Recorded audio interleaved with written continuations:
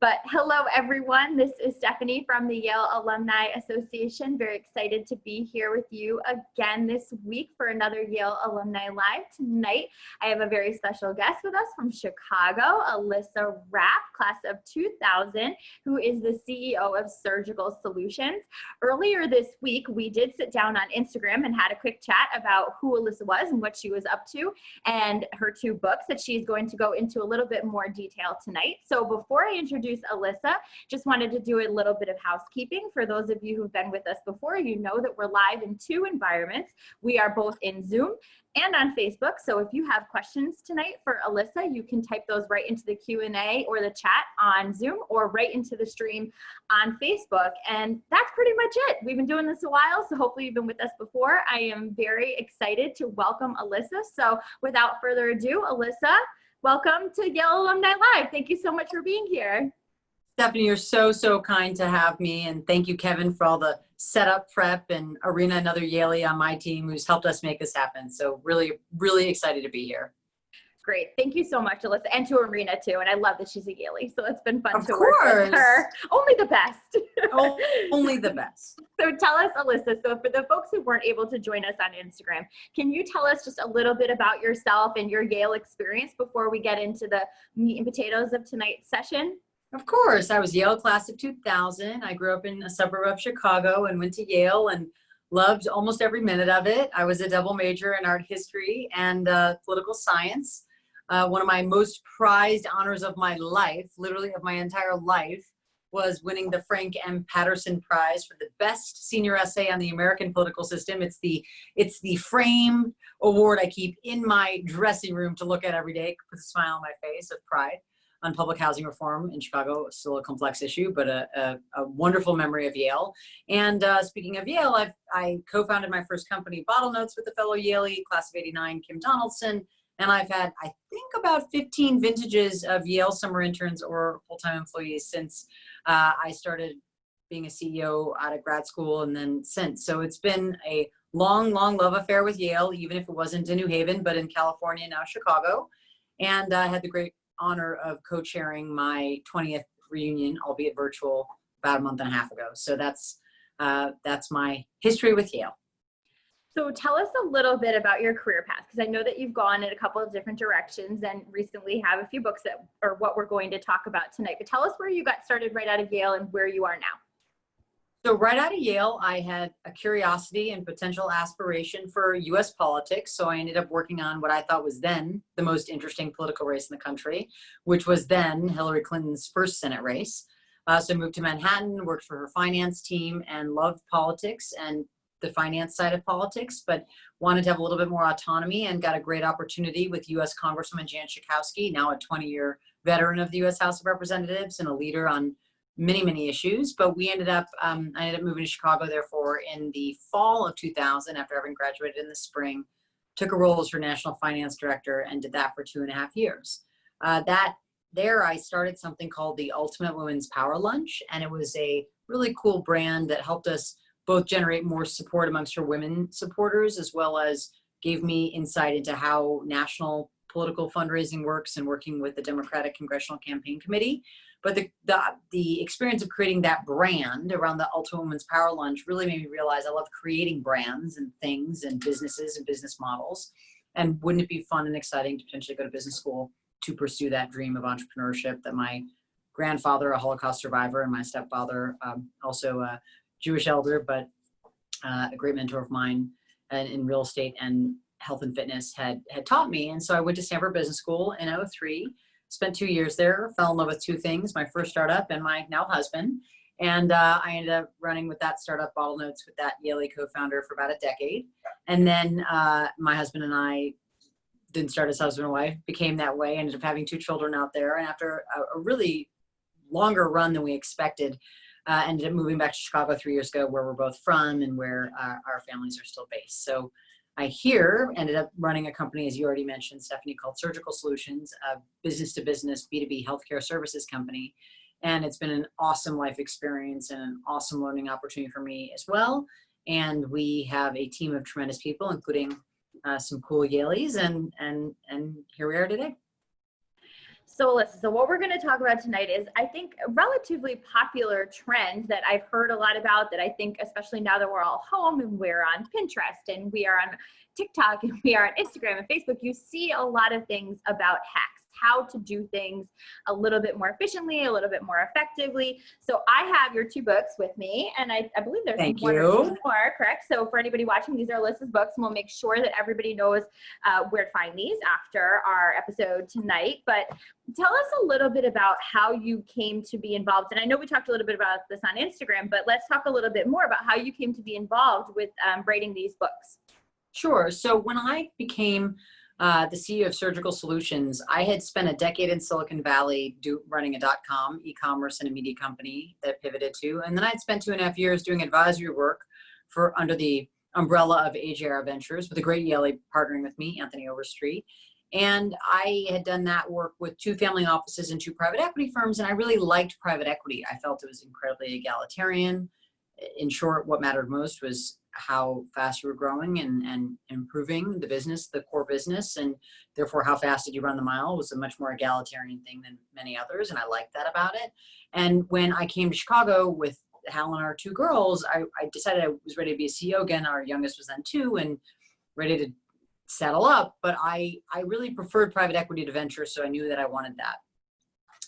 And so I ended up down the path with a private equity firm called Sterling Partners, who's well known in Chicago, and they had a bunch of interesting food and beverage investments and ideas and theses that were pretty, well paired with my first decade of experience in food and bev and e-com. But in the end, where they had the greatest need, and ironically what seemed to be the greatest fit, was a healthcare business-to-business services company based about 15 minutes from our new home. And they selected me for that, and I ended up saying yes. And then days later, I said to myself, what have I done? I have moved across the country with 2 small children and a husband, where I grew up in a place I know and love, but I'm not a kid anymore. I've run a company. I've done it in Silicon Valley, but I've never run a healthcare company, and I haven't run a company with 200 employees, and I haven't done it with operations in 9 states. And this is brand new. So I said yes in early December of 17, after we'd been back about 90 days. And then I spent the next month kind of calling my close friends who were CEOs or turnaround CEOs and reading a bunch of books that they recommended on their reading lists and doing some soul searching and really looking back in my life experiences and what may have hopefully prepared me for that moment. And in that process came up with ideas about how to manage boards of directors, ideas about how to manage through crises or pivot versus quit, ideas about how culture can be a competitive advantage within a company, and kind of shored myself up for the role. And so ironically or not, a few months later, when Forbes Books, a new imprint, came to me and said, we're looking to partner with CEOs to write books, we think you'd be great.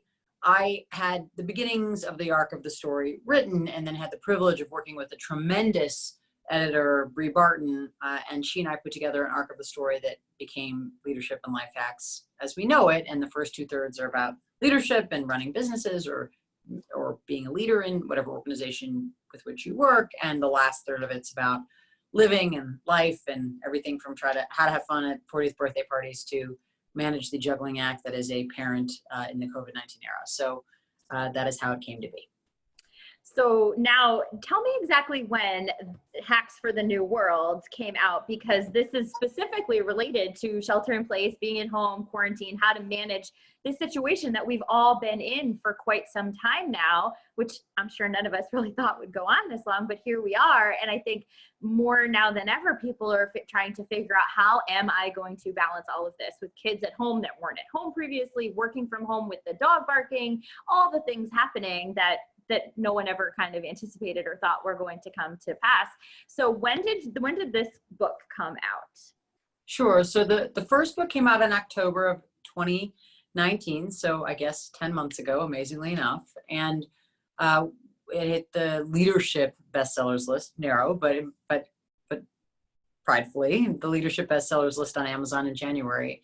And as we all know, COVID hit come mid-March 2020. And about a week and a half, 2 weeks later, I found myself in an unusual position of getting a bunch of texts and a bunch of emails and a bunch of calls from people saying, so what's your hack for this? And what's your hack for that? And what are you going to do now? And I was flattered, humbled, honored, and also reflective. And so a Saturday morning, a week or two later, I sat down with a massive cup of black tea and I started to crank, and I cranked. And the big book is 45,000 words. The little companion edition only about 10,000. But I sat down and cranked what ended up being 19 leadership and 19 life hacks for the COVID-19 era. And it was a response and a reaction to the times. And part of it was adapting some of the original hacks, if you will, for this new time.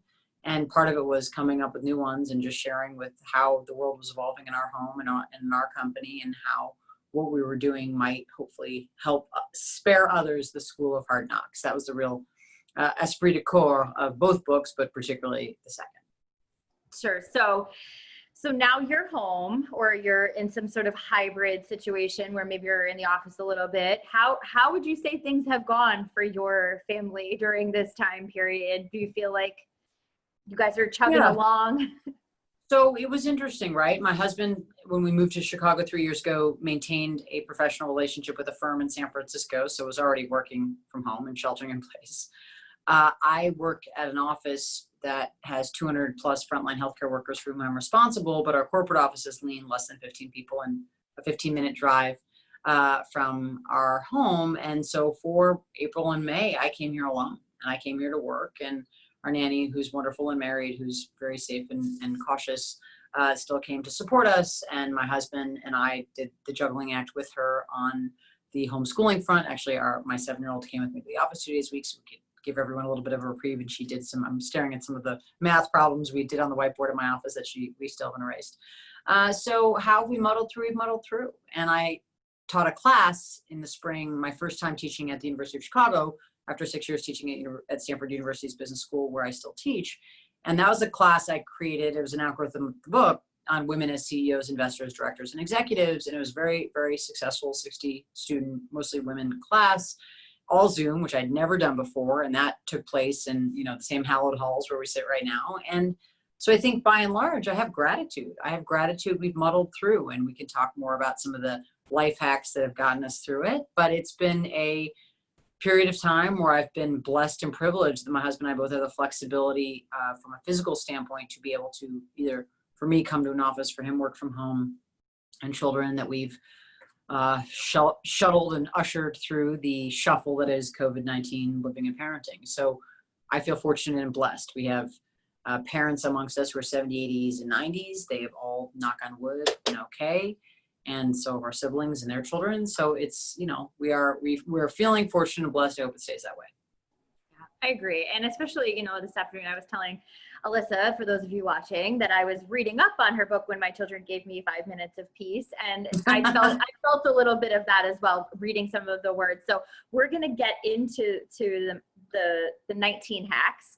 I'm not sure how many we're going to get through. We'll get through as many as we can, but I just have to tell you, Alyssa, that when I was reading through it, I read the acknowledgments at the beginning, and I have to ask you, I hope this is okay, I have to ask you about your daily dose of heavy metal, because I thought that was oh my God. I thought that was great.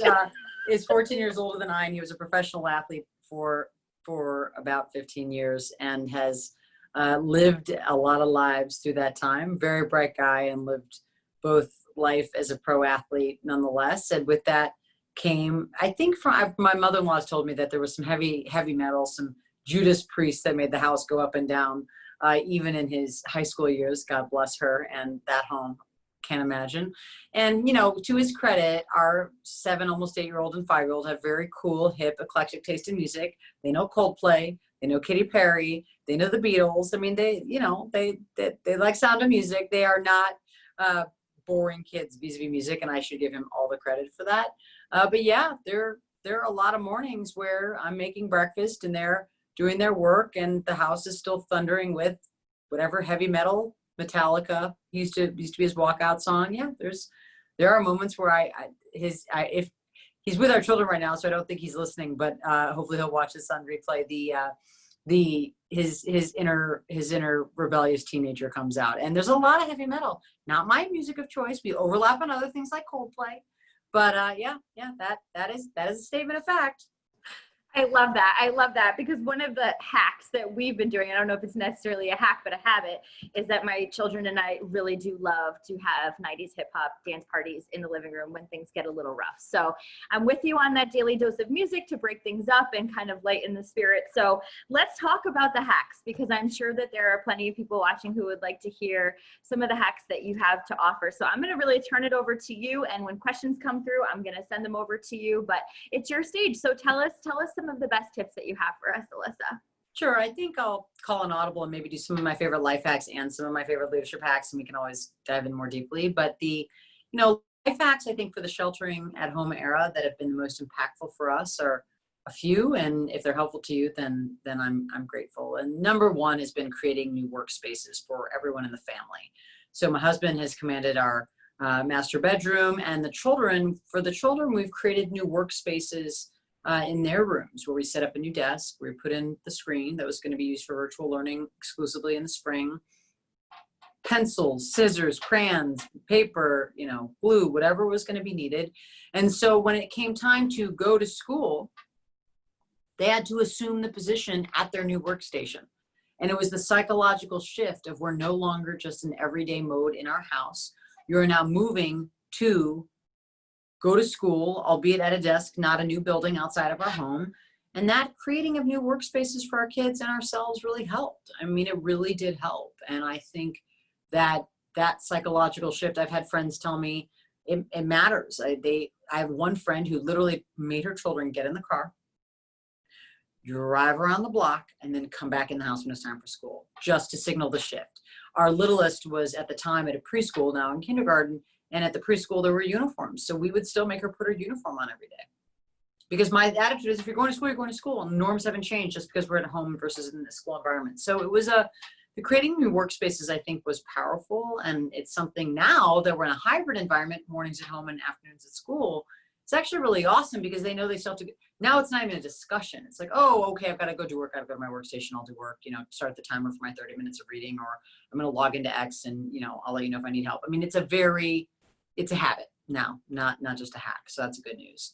I think another thing we've done from a life hack standpoint is we've created DIY field trips. We talked a little bit about this on Instagram, you and I, but it was still an opportunity to explore our environment more. And my cousin Jocelyn Stanton, who's a really prizeworthy educator in Boston, had this idea. It is not original to me, but she started painting rocks with her kids. And I thought it was really clever and really smart. And so we did our DIY field trips to our local beach on Lake Michigan, and we'd collect big flat rocks, like the perfect kind of paint.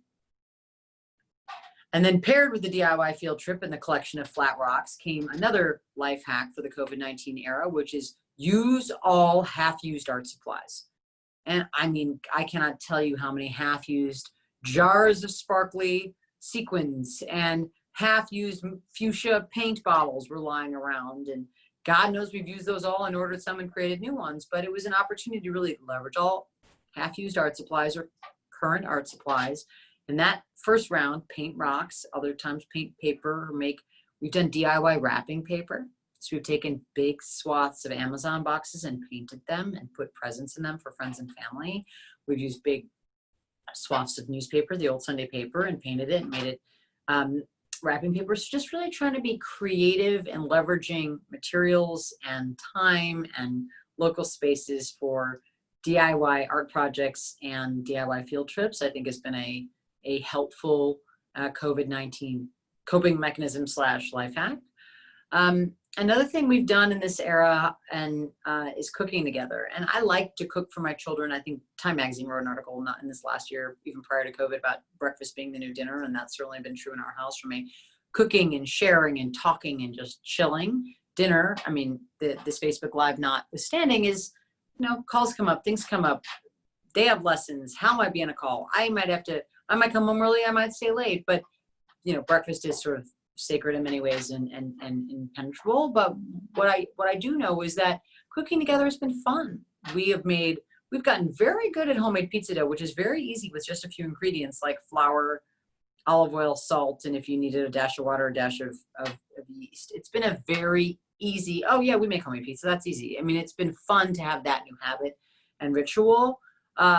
We always like to cook together. We always like to bake together. So that's been really fun. But our 5-year-olds learn how to shuck corn. I mean, it's not about, it's always good to learn practical skills and obviously hard work, but the notion of cooking together and taking the time, if you're not running around on airplanes and you're not able to travel out to restaurants as much, and breaking bread matters is the chapter of one of the books on leadership and life hacks, which I firmly believe in, looking people in the eye and sharing a meal. It's still really fun to teach kids how to do that. It's also something active to do together, which is good. So we have definitely cooked together. Nonetheless, a life hack number 12 out of the 19 in the book 2, Hacks for the Brave New World, is you still have to do something for yourself daily. I mean, I talked to a very close friend of mine today who's a high power Silicon Valley executive, a household name. And she was telling me that sometimes before she picks her children up from their half day of virtual school in California, this is like a high power executive. The irony is thick. She might take a 15-minute cruise in her car alone, just to have 15 minutes to herself, because we've all been so on top of each other. And the one thing you do lose when not traveling for business is any of that notion of independence and time for self. So doing one thing for yourself daily really matters. One thing. For me, I work out every day because it's my sanity.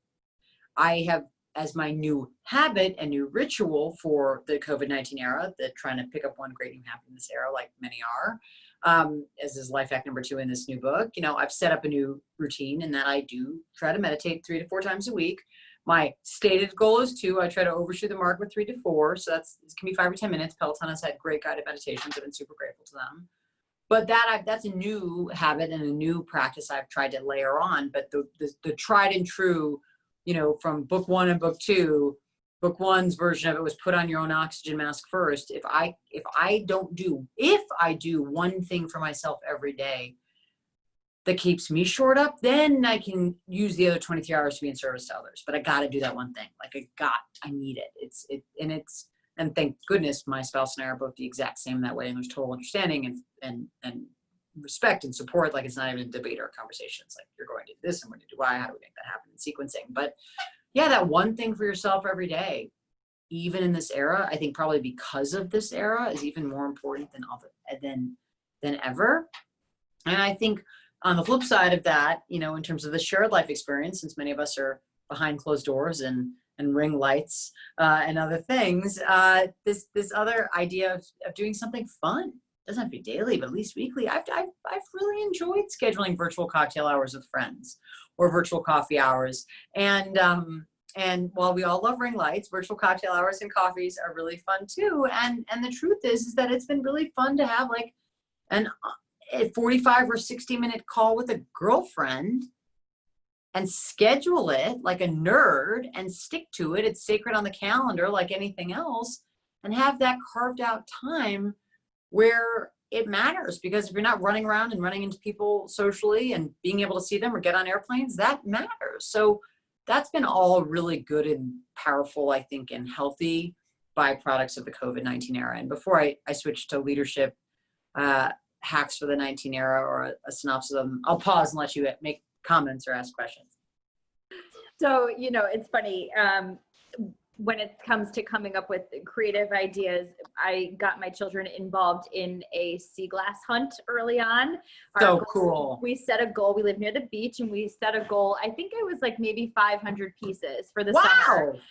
But yeah, we started in March because it's right down the street, and we were alternating hikes and sea glass hunts.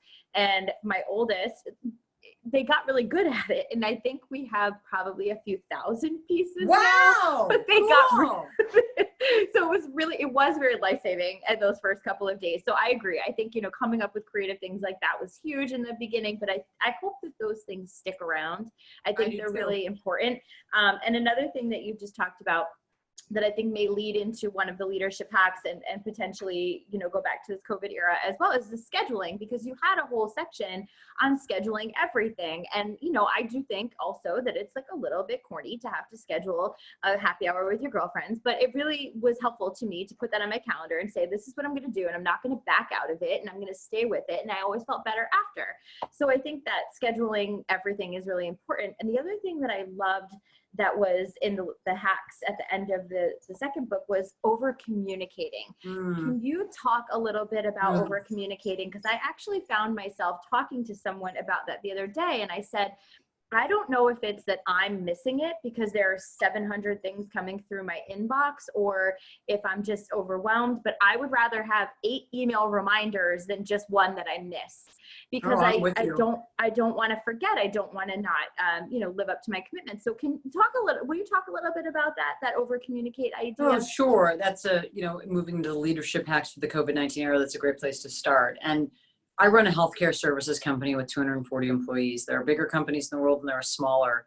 But I have to say that the one thing I know, having managed a team of frontline healthcare workers, particularly in the early days of this pandemic, is that it created a great sense of discomfort and unrest.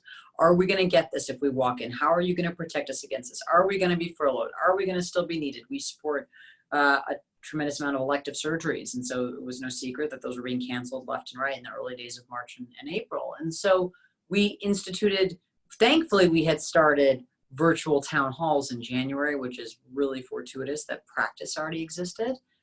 But we also had a really good cadence of biweekly communications through email newsletters, and the year prior, wanting to take an analog team digital, had introduced Slack, the communication tool. So each of our hospitals has its own Slack channel.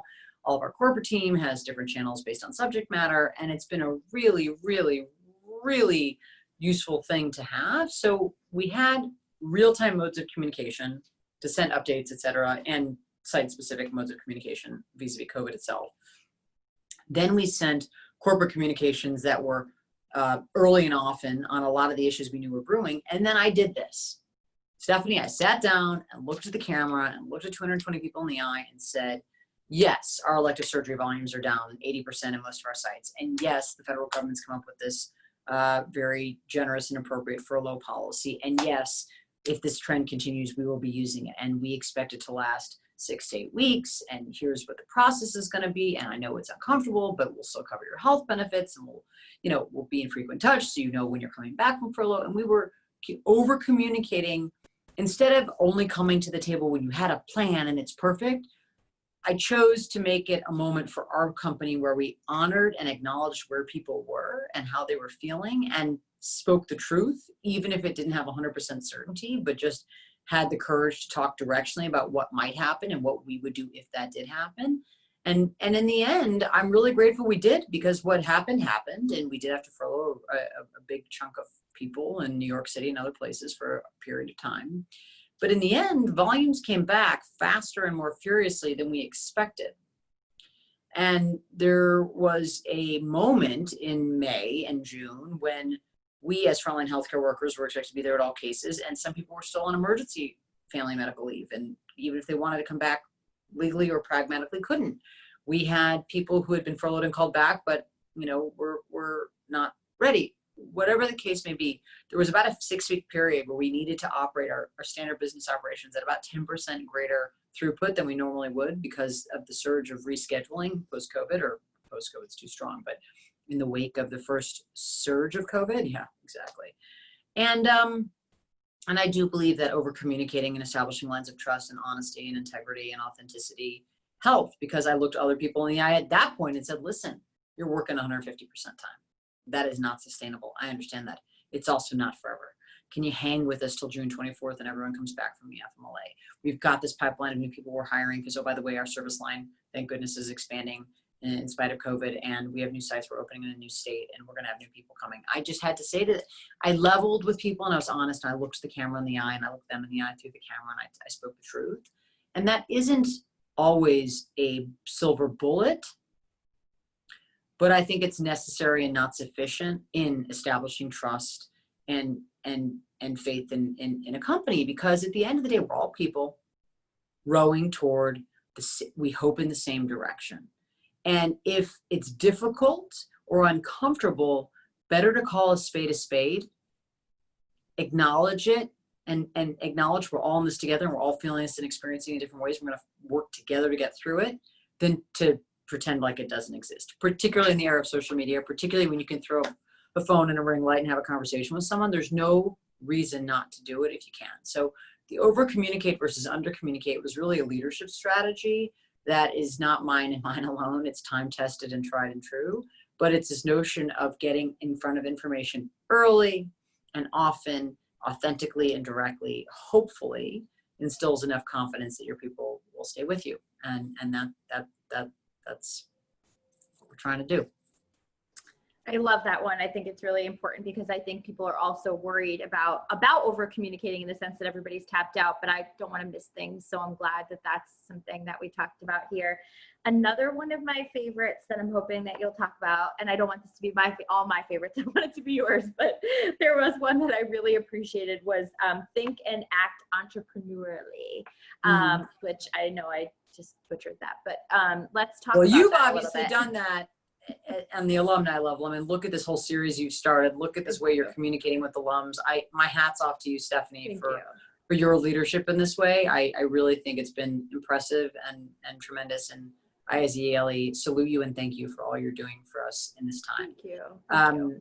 And I think that's a perfect example of it. So it's, these are strange and unusual times, and how they resolve is still to be determined. But there are going to be winners and losers.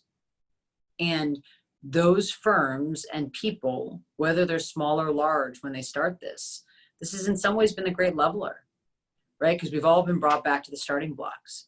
And so who wins a 400-meter dash is not just the racer with the most stamina, but the one who gets out of the blocks the fastest and stays in front, starts strong, finish stronger. And so if you are a lean carnivore and you're back at the starting blocks, and you're sprinting when the gun goes off, whether you're a startup or a Fortune 500 public company, at some level, you've got a shot to win that race. And so that's an oversimplification. There are a lot of reasons why it's not an even playing field. I understand a lot of that. But if you are able to think and act entrepreneurially and wipe the slate clean and figure out the problems in the marketplace that you're solving, the same problems solving in a new way because of COVID, new problems because of COVID you're solving in general, obviously large players who are able to think and act entrepreneurially with more resources have in many ways an advantage, but in other ways, those who are unencumbered and new to the game and new to space and willing to think blue sky or, blank slate and with no unencumbered biases also can run and win. So I think that this is a powerful era. And as a tactical example, we're no longer able to go into hospitals to start selling our services, where a lot of this business in the healthcare space is relationship-based and glacial at pace. And I said, what can we do in this era to continue to move our pipeline forward? We got to do something. We can't sit here and wait. Duck soup, right? So we ended up creating not one, but two brand new white papers. We partnered with Modern Healthcare and OR Manager publications to disseminate them. We pulled that pipeline of several hundred leads into our sales funnel. We started marketing and calling and following up with them versus just email, also email too. And in the end, that was a very different way of doing business, but it was a way to move the ball forward and advance the cause of growth in a different way than we had before. And that's powerful. And we also started doing more prospecting on LinkedIn. Can't meet people live and at conferences. You might as well start figuring out how to find them where they're living, on the World Wide Web. So it's been I certainly practice what I preach in this sense, but it's also a way to feel inspired and to throw a little gasoline on the fire of something that you may not have put attention to earlier because it's a really cool idea that might not have had gotten time or attention if it weren't for COVID, but maybe is a winner. I agree. I think it's been really interesting to see who's been really creative in this space and who has really made the best out of it.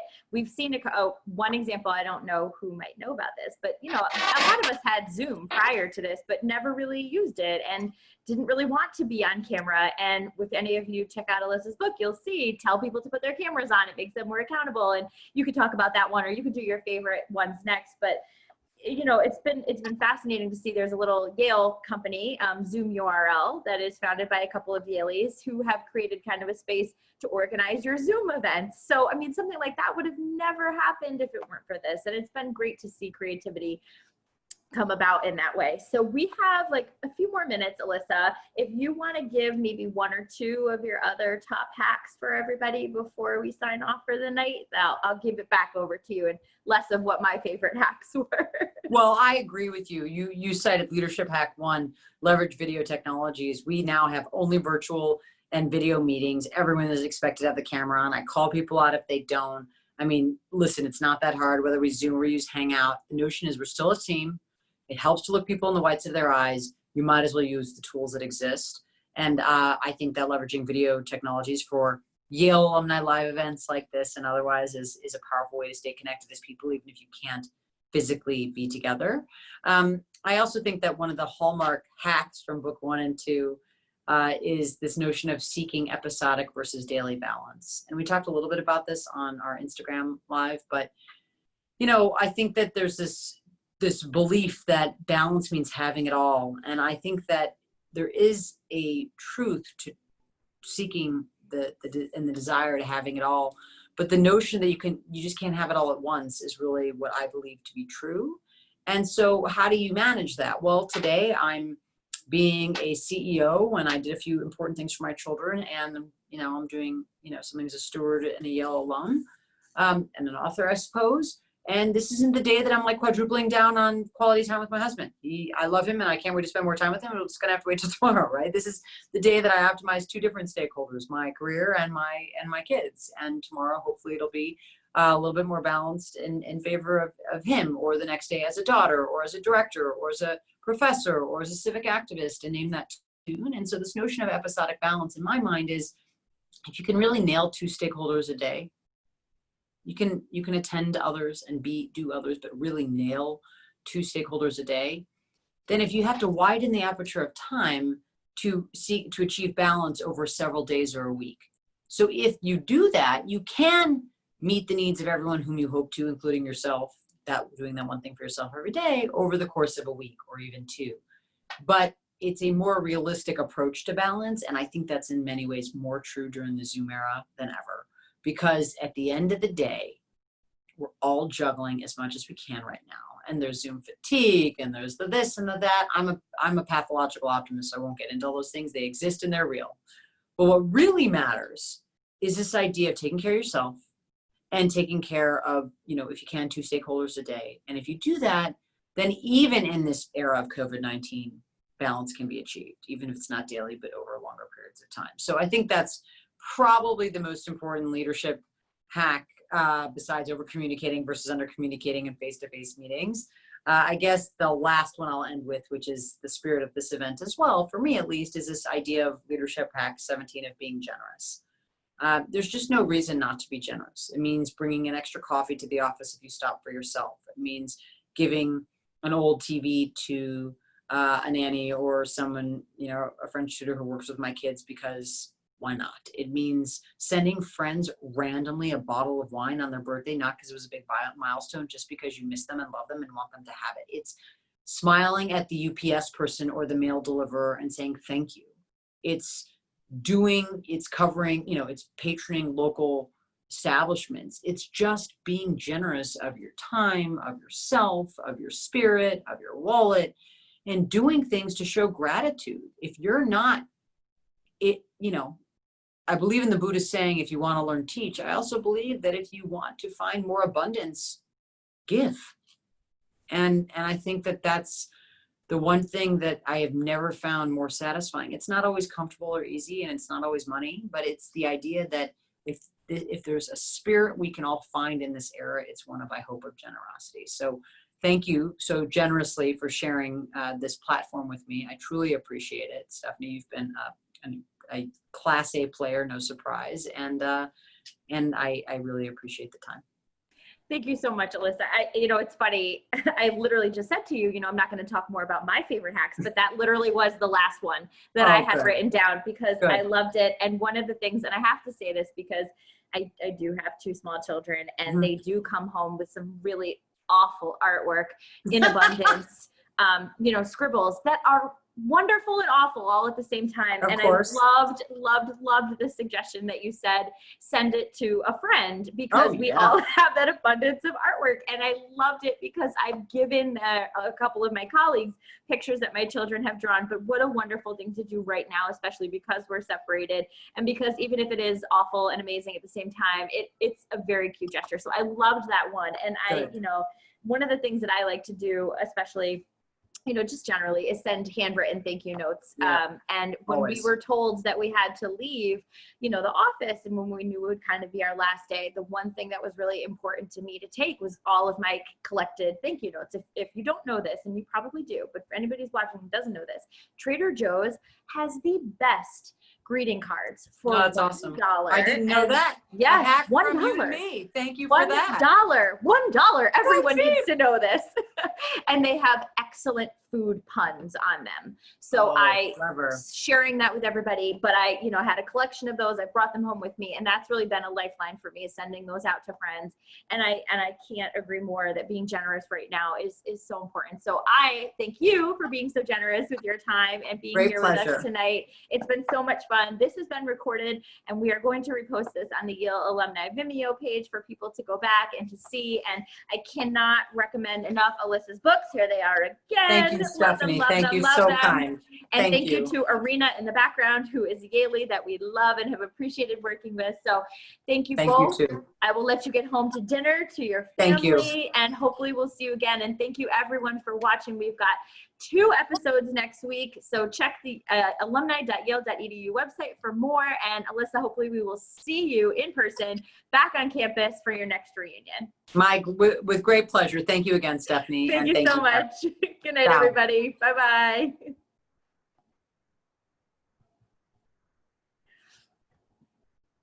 All right.